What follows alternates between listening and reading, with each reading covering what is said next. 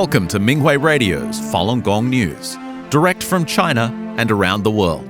Topics include news about the persecution of Falun Gong in China, local events, and special items of interest. Now for this week's stories.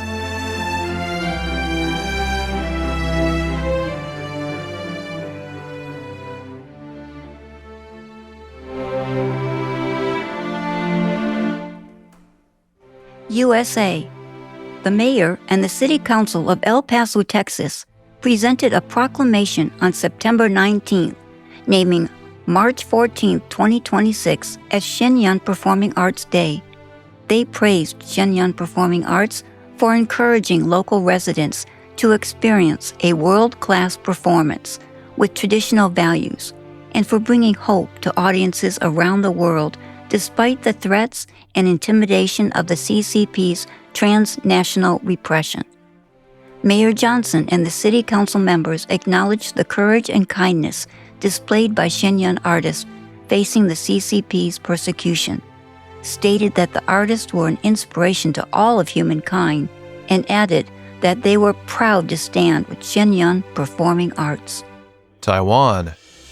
In anticipation of this year's Mid-Autumn Festival on October 6th, Falun Gong practitioners in central Taiwan gathered at Taiping Elementary School in Taichung City on September 7th for a one-day group study and sharing session. Several practitioners explained how cultivating with Falun Dafa has blessed them. Filled with gratitude, the practitioners recorded a video message, which said, "We extend our heartfelt wishes for a joyous Mid-Autumn Festival to our revered master. Falun Dafa is good. Truthfulness, compassion, forbearance is good." Sweden. The 2025 Nordic Falun Dafa Experience Sharing Conference took place in the city of Gothenburg, Sweden, on September 21st. Practitioners from Sweden, Denmark, Finland, Norway, and other parts of Europe attended. 18 practitioners described how they followed the principles of truthfulness, compassion, and forbearance in various environments and in their work on different projects. By looking within and having faith in Master and Dafa, they were able to maintain righteous thoughts and conduct themselves according to the principles. The conference was simultaneously translated into Chinese, English, and Swedish. After the conference concluded, practitioners said they would do better on the remaining path of cultivation. France. The annual association forums began in the administrative districts of Paris at the start of the 2025 school year. The goal of these forums is to introduce people to various cultural, sports, and mutual aid opportunities available year-round. Each association was invited to share its activities with the public. Falun Dafa and practitioners in Paris took part in the forums on September 6th, 7th, 10th, and 13th of this year. They introduced Falun Dafa and its main book, Zhuan Falun. They introduced the 5 exercises and let people know where the practice sites were in Paris. Many people expressed their interest in learning the exercises. On September 20th, practitioners brought the practice to the public in the city of Rennes. They also raised awareness of the CCP's persecution of Falun Dafa and the escalating transnational repression campaign. They gathered signatures on a petition calling on the G7 countries to oppose forced organ harvesting. Australia. The Vietnamese Community Association held a Mid-Autumn Festival celebration in the Springvale suburb of Melbourne, Australia, on September 20th. Falun Dafa practitioners attended the event and demonstrated the exercises, expressed gratitude for the practice, performed the waist drums, and did a Vietnamese folk dance. Their booth attracted many residents and tourists who learned about Falun Dafa. Kindergarten teacher Ms. Nguyen also planned and organized a Mid-Autumn Festival celebration at her kindergarten the day before. It included waist drum performances and Vietnamese folk dances by Falun Dafa practitioners, as well as exercise demonstrations and storytelling. The performance introduced Falun Dafa and the principles of truthfulness, compassion, and forbearance to kindergarten staff, families, and children. United States. Practitioners held an experience sharing conference in the city of Seattle, Washington on September 13th. During this event at the Redmond Community Center, 19 practitioners talked about how they applied Falun Dafa's principles in their daily lives and improved themselves by looking within. When the conference concluded, many attendees said that they'd learned a lot from the event and were motivated to cultivate more diligently in the future. Singapore. The Singapore Falun Dafa Association held a free 9-day Falun Dafa instruction workshop from September 6th to September 14th. On the final day of the class, the students shared the insights and benefits they gained from the workshop. The association holds a free 9-day Falun Dafa class every quarter, aiming to help more people achieve physical health, inner peace, and spiritual enlightenment. The class runs for 9 consecutive days. The next set of sessions will be held from December 6th to December 14th. United States. The 70th annual Newark Days Parade took place on September 20th in the city of Newark, California. There were over 100 groups in the parade that day. Falun Gong practitioners joined in and were very well received by spectators. Newark Mayor Michael Shannon and several city councilors participated in the parade as well. The mayor personally thanked the practitioners for their participation. In the state of Maryland, Falun Gong practitioners participated in the annual Poolsville Day Parade and celebration on September 20th. The practitioners' waist drum group and car tour displaying informative signs drew applause and cheers from spectators along the streets. Many people stopped at their booths to learn about the practice and signed the petition calling for an end to the persecution. The historic town of Poolsville is near Washington, D.C., and every year tens of thousands of local residents and people from surrounding areas come to participate in the event. In the state of Delaware, the annual Newark Community Day was held on September 21st. People came out to celebrate their community, and many who learned about Falun Dafa at the event expressed their hope that the U.S. Senate would pass the Falun Gong Protection Act. Ireland. The Irish government recently passed legislation that will help support the ratification of the Council of Europe Convention Against Trafficking in Human Organs Treaty. For human organs to be used for transplant, public display, or any other purpose, consent is necessary at each step of the process. Romania. Falun Dafa practitioners held multiple informal events in the capital of Bucharest, on the coast, in the mountains, and in Transylvania between August 16th and September 13th. They demonstrated the Falun Dafa exercises, handed out informational materials, and told people about Falun Dafa's principles of truthfulness, compassion, and forbearance. Practitioners also told people how the CCP pressures practitioners to renounce these principles. They answered questions and collected signatures on the petition, which was addressed to the G7+7 countries to help bring about an end to the persecution. New Zealand. The 75th Blossoms Parade took place in the city of Hastings on September 20th. The parade is a highlight of the Blossoms Fest event. The parade showcased the city's past, present, and future, as well as the creativity and community spirit of the local people. Falun Dafa practitioners were welcomed to participate in the parade, and many spectators said that the principles of truthfulness, compassion, and forbearance resonated with them. The Tian Guo Marching Band was the largest brass band in the parade. Many people complimented them on their costumes and performances. Banners saying Falun Dafa is good and the world needs truthfulness, compassion, and forbearance delivered their message to the community, and the Dragon Dance team was warmly applauded. Hastings City Councilors Damon Harvey and Hannah Mantaperto Hendry expressed their admiration and support for the Falun Dafa contingent. They said the group was fantastic. Japan. The 13th International Exchange event at the Hiroshima Cultural Center took place on September 21st. It was organized by the Hiroshima 21 Project Implementation Committee, which aims to foster dialogue between people of diverse ethnicities and cultural backgrounds. More than 10 groups and individuals participated in the event, creating a lively atmosphere. The stage performances were rich and varied, encompassing traditional and modern art forms such as dance, song, the Edo-style lion dance, shakuhachi, guzheng, horsehead fiddle, and piano performances. Practitioners of Falun Dafa performed a vibrant waist drum performance and introduced the 5 exercises. Their waist drum performance was met with thunderous applause. During the exercise demonstrations, many people stood up and did the exercises along with the practitioners. Mr. Okazaki, a council member from Kure City, Hiroshima Prefecture, watched the performance and talked with practitioners afterward. He invited them to the senior citizen salon in Kure City to teach the exercises and tell the elderly about the CCP's persecution in China, including the state-sanctioned forced organ harvesting. Bulgaria. Practitioners introduced Falun Dafa during the 3rd Hello Health Festival in the city of Burgas on September 13th and 14th. The festival was held at the Flora Expo Center. This year's theme, Kindness is the Best Music for the Soul, brought together many people who sought meaning and mindfulness in their lives to achieve better health. Poland.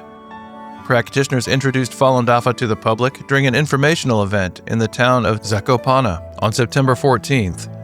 They also raised awareness of the oppression of the practice by the CCP. Many passers-by expressed their dismay at the persecution, especially the state-sanctioned organ harvesting, and signed a petition calling for an end to the CCP's atrocities. The Netherlands. Practitioners held a Falun Dafa Information Day in the historic city of Alkmaar on September 13th. They set up display boards at the Gewelfte-Steenenberg Bridge in the city, distributed flyers to tourists and local residents, and collected signatures on a petition calling to end the CCP's persecution of the practice. It rained heavily around 1 p.m. After a brief pause, practitioners demonstrated the exercises. One person commented, "Your practice is so beautiful and peaceful. The world is filled with war now. This kind of peace and quiet is exactly what the world needs."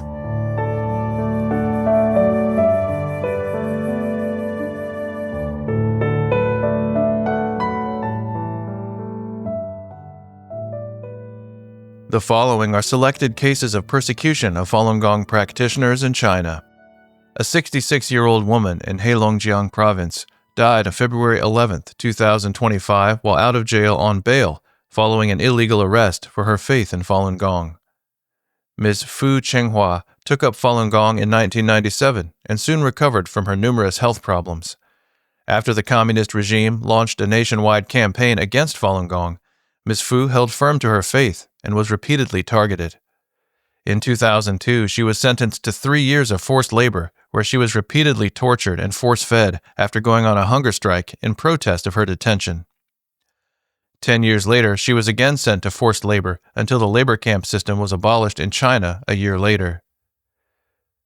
Last year, the local police department and the city jointly issued a notice promising a reward to anyone who reported on Falun Gong practitioners. This caused further mental stress to Ms. Fu, who was already suffering from declining health. Her passing caps years of persecution at the hands of the CCP for exercising her constitutional right to freedom of belief. A Daqing city resident was arrested at a farmer's market on September 8th when she talked to shoppers about the persecution of her faith, Falun Gong. Ms. Song Wei-Jiang, in her 70s, is currently being held in a detention center. It's not clear whether the police plan to prosecute her. After the start of the persecution, she was arrested at least 5 times and tortured while in custody. In 2006, Ms. Song and her husband, Mr. Ma, were arrested for distributing Falun Gong materials. Mr. Ma was sent to serve 2 years of forced labor, where he developed tuberculosis pleurisy due to the force feeding and brutal conditions. He was only 58 years old when he died on December 14, 2008, several months after his release. Ms. Song had previously lost her younger brother to the persecution in 2002. Mr. Song had also been tortured for his faith, and the mental pressure from the persecution took its toll on his health. He was only 48 years old at the time of his death. Ms. Liu Juhua, 78, a retired teacher in Hebei Province, was arrested in August because she practices Falun Gong. Ms. Liu was put in criminal detention and is now facing indictment after the police submitted her case to the local court. After the Chinese Communist Party ordered the persecution of Falun Gong, Ms. Liu was arrested at least 7 times. She was given a combined total of 9.5 years in prisons and labor camps where she was subjected to brutal torture and suffered 2 mental breakdowns and nearly died. In addition to being incarcerated, Ms. Liu was also subjected to financial persecution by having her pension suspended. She was under long-term surveillance and harassed during major holidays or political events. Her daughter was forced by the school administration to drop out of college in her junior year. Ms. Liu's mother was so traumatized that she stopped eating and passed away in 2013. 3 women in Maming City were sentenced to prison in August for their faith in Falun Gong. Ms. Li Wenyan, 56, was given 4 years. Ms. Ku Fen, 76, received 2 years and 8 months, and Ms. Ji Liping was sentenced to 2.5 years with an 8,000 yuan fine.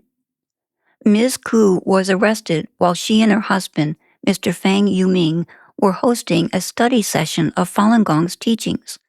Over a dozen arresting officers seized the couple and their guest. The police next arrested Ms. Li Woyang and Ms. Qi at their respective homes. All 3 practitioners have previously been persecuted for their faith over the years. Ms. Li was repeatedly harassed. Ms. Ku and her husband were repeatedly harassed and detained.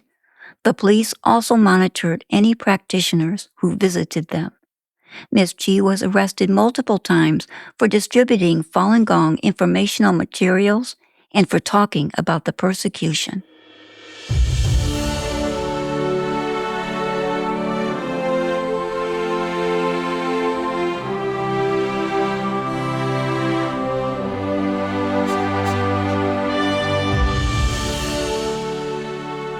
Support for practitioners' peaceful protest during UN General Assembly. The 80th United Nations General Assembly was held at the United Nations headquarters in Manhattan, New York, on September 23rd. Falun Gong practitioners gathered at the Dag Hammarskjöld Plaza near the UN headquarters that morning to do the exercises and peacefully protest to raise awareness of the Chinese Communist Party's ongoing persecution. Many people who saw the protest learned about the persecution and said that they hoped the atrocities would end soon. Former U.S. Ambassador at Large for International Religious Freedom, Samuel Brownback, spoke at the event to show his support. He said, "China is at war with faith, and it is a war they will not win." Practitioners also held banners on 2nd Avenue and 52nd Street in Manhattan as part of their effort to tell people about the persecution. They said President Trump's car entourage passed by and saw the banners with the message, "Falun Dafa is good," and "Communism is a demonic ideology seeking to annihilate humanity." They saw President Trump smile and wave at practitioners, who waved back. Falun Gong practitioners gathered at the UN headquarters every year in September during the days of the General Assembly to tell the officials of various countries, their staff, and passers-by about the ongoing persecution in China. They do the exercises, display banners, hand out flyers, and collect signatures on petitions which call for the atrocities to end. They also raise awareness through car tours, displaying signs containing information about the persecution. A New York YouTuber named Dave Willis joined practitioners in doing the exercises and did a live recording of the peaceful protest on his YouTube channel. He said he was drawn by the banners exposing the CCP's persecution and wanted to express his respect. He was also attracted to the exercise movements and after doing them commented, "I felt great. My body and mind were inspired and relaxed. It was indeed a beautiful feeling." He also said, "This massacre is still happening in China today. It's not right. I'm delighted to help others know about this through my platform. I will help pass this information on my channel." When he learned of the CCP's attempts to extend the persecution overseas, he said, "This is unacceptable. It also shows how evil these people are. They will not stop. Therefore, everyone must continue to persist and remain strong." Mr. Willis praised the principles of Falun Gong, truthfulness, compassion, forbearance, and said, "These principles are what people should follow in their lives. It can help you face everything. They are very important." A website designer named Alison Gerwig has volunteered for human rights organizations for many years. She said, "I hope more people will stand up to speak out and help others know about this and share this information. This is very important. Power comes from every one of us." Introducing Falun Dafa at multicultural festivals in Canada. Practitioners in the capital city of Ottawa took part in 2 multicultural festivals in September to introduce Falun Dafa and expose the CCP's persecution. 33 groups participated in the 4th Orleans Multicultural Festival at Ottawa's Aqua View Park on September 13th. Many people stopped to watch as practitioners demonstrated the exercises. Event organizer Yvette Ashira said the exercise demonstration was wonderful and relaxing, and added that she plans to have practitioners demonstrate the exercises near the end of the festival next year, so that more attendees can learn about Falun Dafa. Passers-by who visited the Falun Dafa booth not only learned the benefits of the practice, but also about its 26-year-long persecution by the CCP. Credible evidence shows that the CCP has extended the suppression overseas and has interfered with Shenyang performing arts at numerous venues in Canada. Many people signed petitions urging the Canadian Parliament to pass legislation to stop the CCP's transnational repression. Ms. Chu, a therapist who immigrated from Taiwan, said she's seen practitioners' peaceful protest in Taipei. Having witnessed harassment from pro-CCP agents in Taiwan, she said it is unfortunate that the CCP has expanded the suppression to Canada. Ms. Chu knew about the health benefits of Falun Dafa. She added, "Some of my students practice Falun Dafa, and they told me that the practice improves character and gives them inner peace." She added that the principles of truthfulness, compassion, forbearance help reduce conflicts and promote harmony within the family as well as in society. Falun Dafa was also well received at the Kannada Dance and Music Festival on September 7th.